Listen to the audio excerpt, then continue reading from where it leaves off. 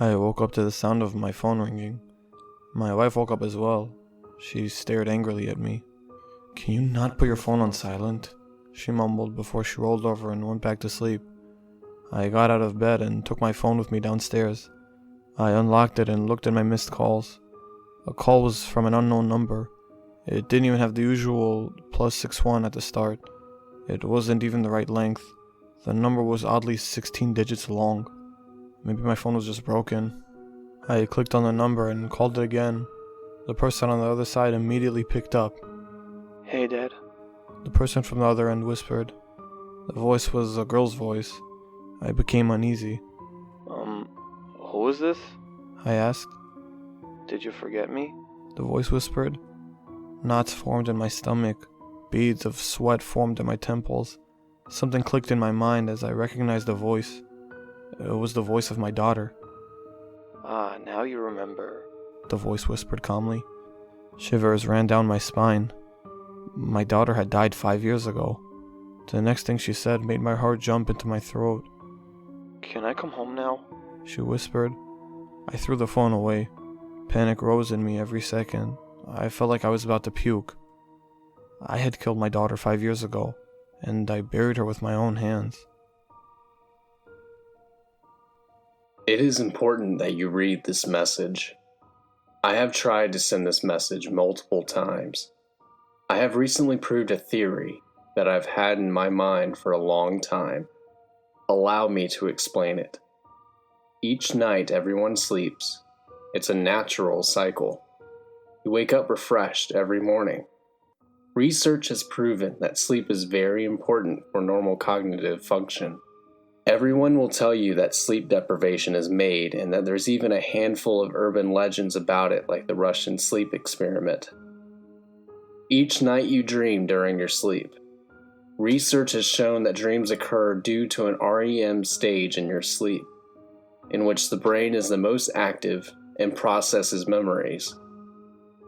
Little is known about the process, but it is speculated that in the subconscious part of the brain, those memories gets mixed up with other memories and thoughts, and a dream is produced. Well, that isn't the real reason why we sleep. In fact, you have only slept once in your life. Yes, all those other times you slept wasn't you sleeping. Before you get confused, I'll explain it from the start. The human lifespan is 1 day long. It seems ridiculous, doesn't it? You may be thinking, I've lived for like years. Are you okay? I'm getting to that bit. So when the first time we sleep, it's almost the end of our 1 day life. We then dream about another day of life, and then we sleep in that dream. And then our mind makes us go into another day of life, sending us deeper and deeper into dreams. And since time passes faster than real time in dreams, people live a full lifetime in their sleep due to dreams, but in reality have only lived for 1 day. You know how people have experienced near-death experiences say that they saw all of their lives in a series of images in front of their eyes.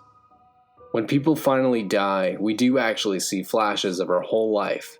It's actually people waking up from all those layers of dreams they've been having, and then finally dying awake. You may be wondering how I know this. I'm actually your subconscious mind. I have manifested this message into your layers of dreams. You must wake up.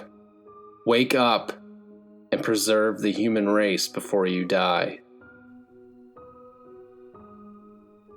Have you ever felt like you weren't in control of your actions? Have you ever felt like your life was a film and you were just watching? It actually is like that. Medical death is described as when the heart stops functioning and sending oxygen to the body. Most of our cells die during this period due to lack of oxygen. However, an amazing and vital organ can keep on working for some period of time after death. That incredible organ is the brain. The brain is what controls the body, what defines our personality, what causes our consciousness. The brain is also the organ that is last to die. When you die, the brain knows you're dead. The starved out neurons release many different chemicals. The memory center of the brain goes on overdrive. The brain is as active as it is during the REM period of sleep. Dreams are seen during this period. Consciousness still exists after medical death, as long as the brain is still working. However, the brain on average is only active for 7 minutes after death. In those 7 minutes, the brain is highly active. The brain processes everything and desperately tries to stay alive. After blood flow stops to the brain, it kind of scans itself, reviews everything it has done and experienced. It is able to create vivid imagery in that hyperactive state. Now think about it. Why would you feel like you have no control over your decisions? Why does it feel like a life is a movie? It's because you are in those 7 minutes. Your brain is reviewing its memories and reproducing them. You're seeing your life over again. You have already lived. You can probably still change stuff if you try, but you have already lived your life. This may sound crazy to you, but you will realize that when 7 minutes are gone, when the neuron finally dies, when you lose everything. You may be wondering who I am and how I know. I am your subconscious mind. I am reminding you of your fate. More and more neurons are dying, and you're already dead. It was 3 a.m. I woke up to an itchy, uncomfortable sensation in both my eyes.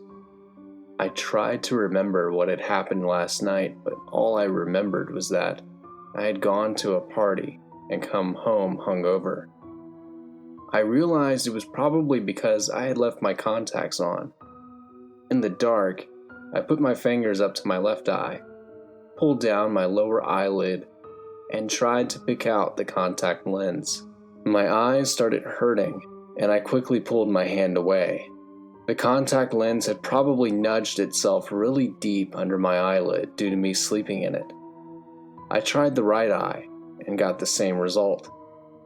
This time, I gritted my teeth and tried to pinch out my contact lenses once again. My whole eyeball erupted in a sharp pain. I let out a yelp and moved my fingers away. On my fingers was a thin, moist film. Do contact lenses have a plastic covering? My left eye was now hurting like hell, and my vision was hazy. Screw it, I thought, as I once again tried to pull out my contact lens. This time I definitely did some damage. The pain seared through my whole head, and I let out a sharp scream. I quickly picked up my phone and called the ambulance. 1 hour later, and I've realized what I've done. I wasn't wearing any contact lenses. I literally ripped out layers of my eyeball. I'm not getting the vision in my left eye back. I was just about to get dressed as my phone screen lit up and a notification popped up. Your taxi has arrived. I quickly clicked OK on the notification and went downstairs to go to my taxi. I usually hate taking taxis due to safety issues. However, the meeting I had today was safer to get to in a taxi rather than my own car. I went downstairs and surely there it was, the taxi. I opened the door and went inside. The driver gave me a smile through the rearview mirror. He then started up the car and drove on. About halfway through the trip, the taxi driver suddenly took a left instead of a right. I quickly tensed up and asked him if he took a wrong turn. He looked at me again this time, turning his head around and giving me a wide, creepy smile. "Sorry, I'll get back on track," he said as he took yet another wrong turn. My heart jumped into my throat as I quickly tried to open the door. Of course, it was child-locked. I put my hand into my pocket and pulled out my razor-sharp knife. I smiled maliciously at the driver, who was now in a state of panic. Looks like I'm getting 2 kills today.